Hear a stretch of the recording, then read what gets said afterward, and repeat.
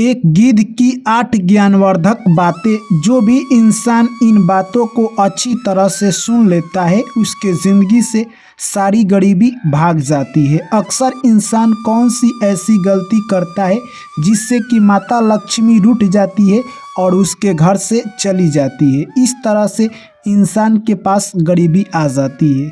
दोस्तों, अक्सर देखा गया है कि इंसान काफ़ी मेहनत करता है परंतु कुछ ऐसी गलती कर देता है जिससे कि वो ज़िंदगी में गरीब रह जाता है। आखिर इंसान को कौन सी ऐसी 8 बातें ज़िंदगी में नहीं करना चाहिए जिससे कि वो अमीर बन पाए, आज की कहानी में दोस्तों हम लोग जानेंगे। एक बूढ़े गिद्ध ने बताई 8 बातें। जो भी व्यक्ति इस 8 बातों को अपनी ज़िंदगी में उतार लेता है वो ज़िंदगी में अमीर बन जाता है। चलिए दोस्तों, कहानी को शुरू करें उससे पहले आप लोग चैनल को सब्सक्राइब और वीडियो को लाइक कर दीजिए। एक बार की बात है, एक जंगल में एक बरगद के पेड़ पर एक बूढ़ा गिद्ध और गिद्धनी रहा करते थे। एक दिन गिद्धनी गिद्ध से कहती है कि हे पियाजी, आज मुझे आप कुछ ऐसी बातों का जिक्र कीजिए जो कि आज तक आपने मुझे नहीं बताई है। तभी गिद्ध कहता है कि हे गिद्धनी, मैं तुम्हें ऐसी 8 बातें आज बताने जा रहा हूँ जिससे कि अगर तुम ध्यान से सुन लेती हो तो तुम्हारे घर कभी भी दरिद्रता नहीं आएगी। यह बात सुनकर गिद्धनी कहती है कि हे पियाजी, आप कहानी को चालू कीजिए।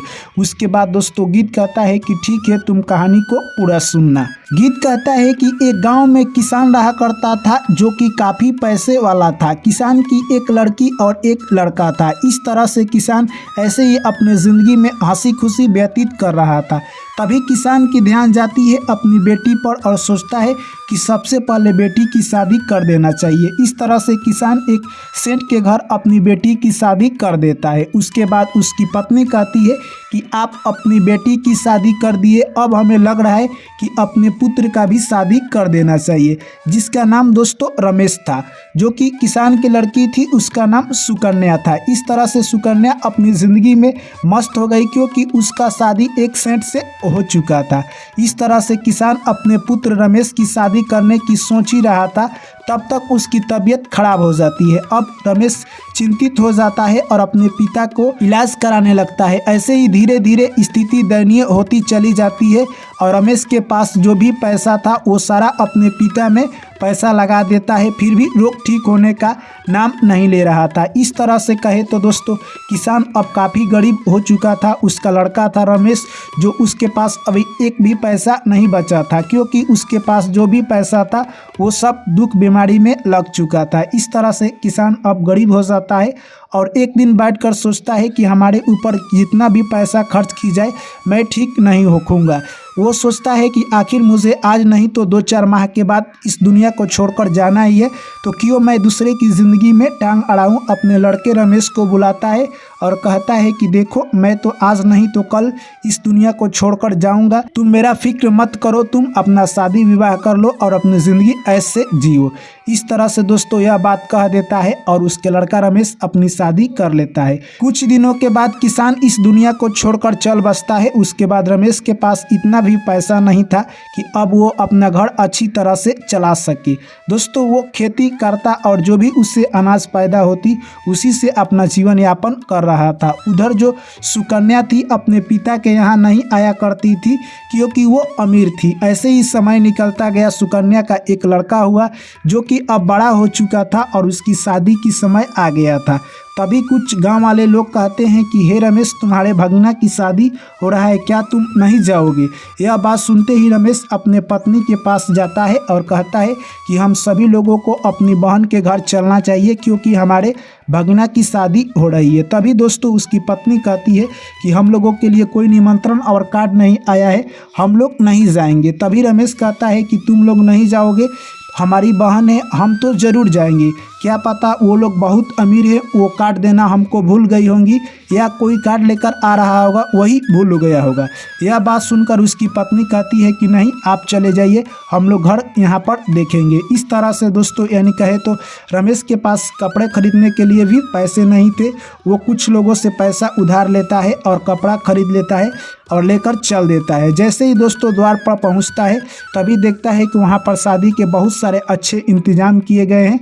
तभी उसकी दियादिन देखती है और जाकर उससे बोल देती है कि ये सुकन्या तुम्हारा भाई आया है। यह बात सुनकर सुकन्या दंग रह जाती है और कहती है कि मेरा भाई किस हाल में है। तभी उसकी दियादिन कहती है कि तुम्हारा भाई फटा कपड़ा पहना हुआ है और एक हाथ में झोरा टांग कर आया है। यह सब देखकर सुकन्या गुस्से में आती है और लोगों से जैसे तैसे छुप कर आती है और अपने भाई को पीछे वाले रास्ते से घर में ले जाती है और एक रूम में बंद कर देती है। कहती है कि तुम्हें क्या जरूरत थी यहाँ पर आने के लिए। तभी उसका भाई कहता है कि तुम लोगों के लिए मैं कपड़ा लाया हूँ, ये लेते जाना। और उसके बाद सुकन्या बोलती है कि तुम इसी रूम में रहो, बाहर मत जाना, मैं तुम्हारे लिए खाना लेकर इसी रूम में आऊँगी। दोस्तों उधर जाती है और शादी में व्यस्त हो जाती है। इसी तरह से कोई व्यक्ति आता है और कुंडल घर का बंद कर देता है। अब उसी में यानी कहे तो दोस्तों रमेश रहने लगा और 2 से 3 दिन वक्त निकल जाता है। रमेश को भूख के मारे रहा नहीं जा रहा था। तभी रमेश जोर से कवाड़ी पीटने लगता है। उसकी दियादिन आती है और कवाड़ी खोल देती है। तभी वो रमेश कहता है कि कोई गलती से कवाड़ी बंद कर दिया था। इस तरह से दोस्तों उसकी बहन मिलने के लिए भी नहीं आती है और रमेश जैसे ही कवाड़ी खोलता है उसके बाद पिछली गली से वो अपने घर निकल जाता है। जैसे ही रास्ते में जा रहा था दोस्तों एक बूढ़ी माँ बैठी हुई थी। बूढ़ी माँ से उसकी मुलाकात होती है और बूढ़ी माँ कहती है कि हे बाबू तुम मेरा थोड़ा सा काम कर दो, देखो मुझे दिखाई नहीं दे रहा है, तुम मेरे लिए एक गिलास पानी ला दो। दोस्तों जैसे ही वो पानी लाकर आता है तभी बूढ़ी माँ कहती है कि तुम काफ़ी थके लग रहे हो, तुम यहीं पर थोड़ा सा आराम कर लो। तभी वो आराम करने लगता है दोस्तों। और उसके बाद बूढ़ी माँ कहती है कि तुम्हें लग रहा है कि भूख भी लगे होंगे, जाओ तुम मेरे बगीचे में बहुत सारा आम है, आम तोड़ लेना और खा लेना और अपने बच्चे के लिए भी लेकर चल देना।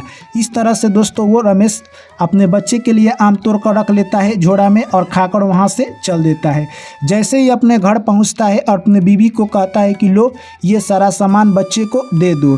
उसकी बीवी दोस्तों इंतजार कर रही थी कि हमारे पति आएंगे अपने बहन के घर से कुछ लेकर तो बच्चे खाएंगे। इस तरह से जैसे ही वो आम काटती है दोस्तों उसमें से सोने की गुल्ली निकलती है। यह सब देखकर दंग रह जाती है। इधर रमेश जो था मन में ही मन उदास था और अपने बहन के बारे में सोच रहा था कि मेरी बहन कितना बदल गई है। इसके बाद जैसे ही रमेश की पत्नी आती है और कहती है कि सुनते हो आपने क्या लाया है।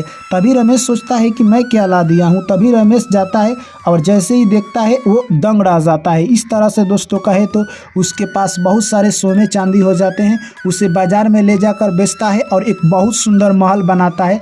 घर द्वार अच्छी तरह से बनाने के बाद गाड़ी घोड़ा किन लेता है और एक राजा की जिंदगी जीने लगता है। और ऐसे ही कुछ महीने व्यतीत हो जाते हैं। उसके बाद रमेश एक बार फिर रथ से अपनी बहन के घर जाता है। जैसे ही उसकी दियादिन देखती है जाकर सुकन्या से बोलती है तुम्हारा भाई आया है, जाकर देख लो। तभी सुकन्या कहती है कि मेरा भाई इस बार किस चीज़ से आया है।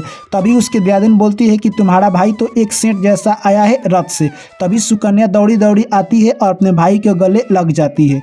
इस तरह से उसके भाई जाता है और अच्छी तरह से खाना बनाकर खिलाती है। तभी उसका भाई कहता है कि चलो घर पर तुम अपने भाभी से भेंट कर लेना। दोस्तों इस तरह से सुकन्या यानी कहे तो रमेश के साथ चल देती है और अपने घर आती है और अपने भाभी से भेंट करती है। कुछ दिनों तक रहती है और जैसे ही जाने का समय होता है दोस्तों यानी कहे तो रमेश एक जूती बनवाता है जो कि जूती बोलता था। सोने चांदी की जूती बनाकर दे देता है और वो जो कि सुकन्या थी वो लेकर यानी कहे तो अपने घर चली जाती है। तभी उसकी दियादिन बोलती है कि तुम्हारे भाई ने तुमको क्या दिया। तभी वो सुकन्या सोने की जूती निकाल कर दिखाती है कि देखो मेरे भाई ने यही दिया। तभी वो पहन कर जैसे ही चलती है तो उस जूती में से आवाज़ आती है आज के मनुष्य पैसे की होड़ में अपने ही रिश्ते को भूल गए हैं। यह सब बात सुनकर दोस्तों सुकन्या शर्म से मुड़ी नीचे कर लेती है और रोने लगती है। तभी उसकी दियादिन पूछती है कि आखिर तुम क्यों रो रही हो। तभी वो दोस्तों सारा कहानी और किस्सा सुना देती है। उसके बाद उसकी दियादिन कहती है कि छोड़ो बीती हुई बात को अफसोस नहीं करना चाहिए।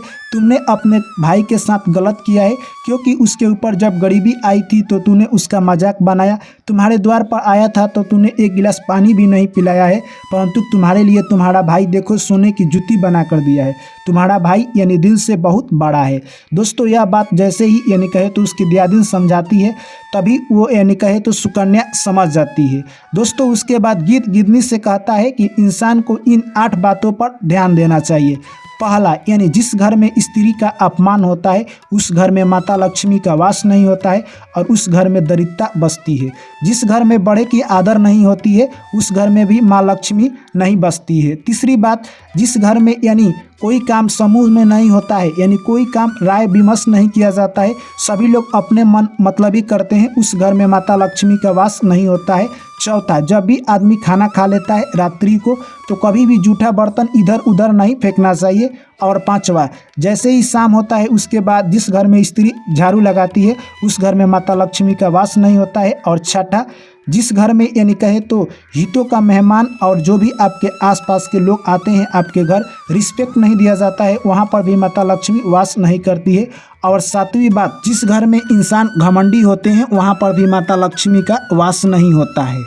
और आठवीं बात, जिस घर में यानी मार झगड़ा हमेशा होते रहता है उस घर में माता लक्ष्मी का वास नहीं होता है। तो इस तरह से दोस्तों गिद्ध ने गिद्धनी को 8 बातें बताई। जो भी इंसान इन 8 बातों को अपनी ज़िंदगी में उतार लेता है उसके घर गरीबी कभी नहीं आती है।